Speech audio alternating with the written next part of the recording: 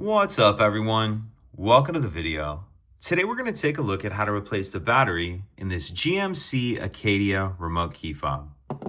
This GMC Acadia key fob is going to use replacement battery CR2032, and I'll put a link in the description box of this video to where you can find these replacement batteries if you're in need. The first thing I'm going to do is grab my key fob and remove the emergency key that's in the bottom of it. That's done by pressing this button here that my thumb's on, and the emergency key will pull out like that. Now I'm going to hold the key fob with the buttons facing down, and I'm going to use this emergency key to pry up on this back cover. So taking a look at the bottom of the key, you can see there's this little notch right here that I'm touching with the end of the key.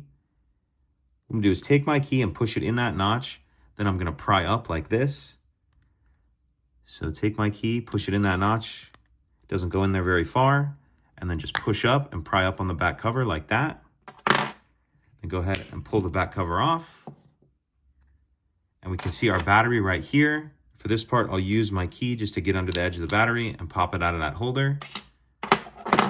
Now I'll grab my new replacement battery, and you want to make sure that you're installing your new battery with the plus side down, positive side down, and then snap it down in that holder. Then we'll snap the two halves back together. And if your circuit board is moved around at all, make sure it's sitting down in this clear rubber piece where it needs to be, like that. Then we can snap the two halves back together, slide our emergency key back in, and that's it. If you could take a second to like and subscribe, it helps us out, and I'd appreciate it. Thank you.